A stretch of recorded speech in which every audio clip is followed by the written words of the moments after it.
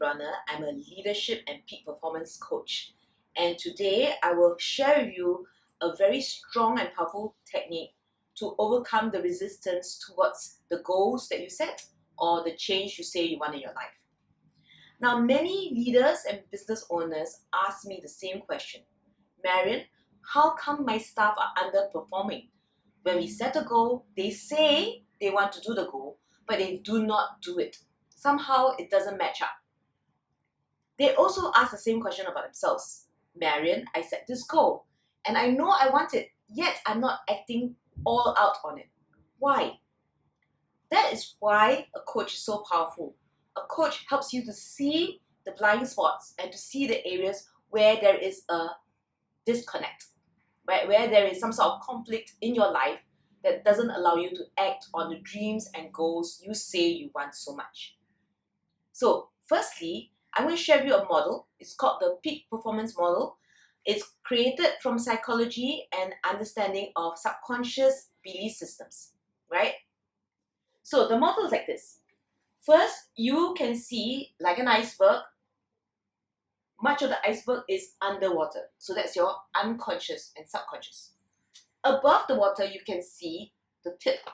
Now, when you see the tip of the iceberg the way you see it now, obviously, most of the time, you can see a person's results because of the way they do the things that they do. Results. And the results arise from a certain set of behavior. Okay, results and behavior. Now, most of the time, people who want change only change the behavior part.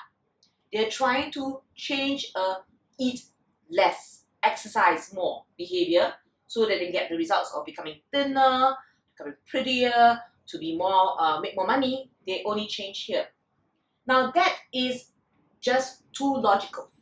While it is seen above the water, it is conscious, it is very logical and limited because the reason why you do not change the behavior comes from under the water, in the unconscious. So how does behavior arise? How did your behaviors arise? A lot of times it has a lot to do with your values, okay, and your beliefs, right? So, for example, if you have been exercising all the time since you were young, there's a value about exercise. Maybe you come from a family that exercises. Maybe you take it as important in your life to do that. So you are doing it almost because you have a very strong value. You don't need to be told to exercise, you just value exercise, and therefore the results are you're fit. Now, when we do values and beliefs, people get that. And a lot of people try to ask you to change your values and beliefs.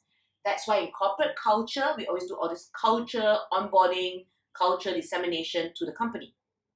But the values and beliefs, people can understand. But to act on them is another thing.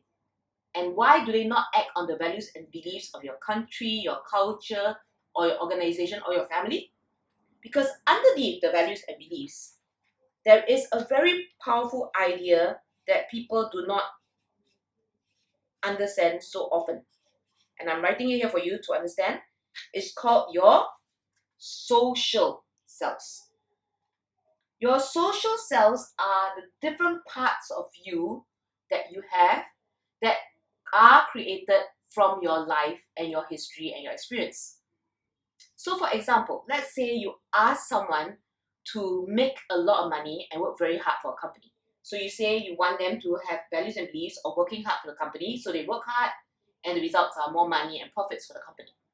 But let's say I'm working for you and I am a mother, I am an employee, I am a daughter, and I may have a religion that values not so much money but more community work.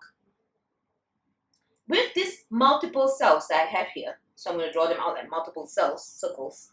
I am a mother, I am a daughter, I am someone who values more community work rather than money, right? And I'm still an employee that works for you, right? I'm a mother, daughter, employee, and a community service person. These cells are fighting each other in order to get the action you so desire.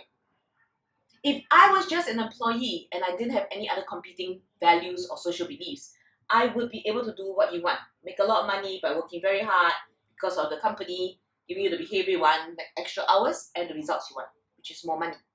But because these cells are in competition, sometimes even though they say to you, yes sir, I will do this for you, when they get back home, the daughter part of them seeing to an elderly mother, the mother part of them seeing to young children, conflicts with the employee part of them. And therefore, they are unable to give you the next set of actions. Now, this is not just about your employees, it's about yourself. Let's say you want to lose weight, and there's one part of you that wants to lose weight, okay?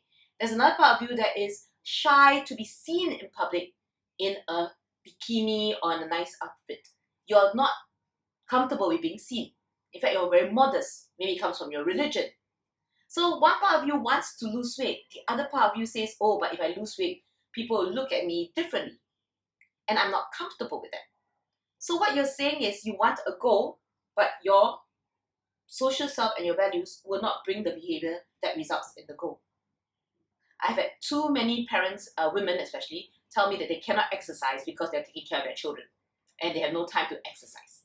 You can exercise in the house while taking care of your children. What they actually mean is their mother self, or even their self that prefers to eat more or enjoy the fact that they don't need to look so good for now because they are a mother, is the real value that's coming out to the behavior it results. Now, if you know that you have social selves, the idea is not to remove them. The idea is to find alignment among the selves and to realize that you can choose to be anything you want and do anything you want. What is the self you have to come from for that? So underneath all of this is only one thing. It is your 100% you. So 100% you is always there. The 100% you is always here.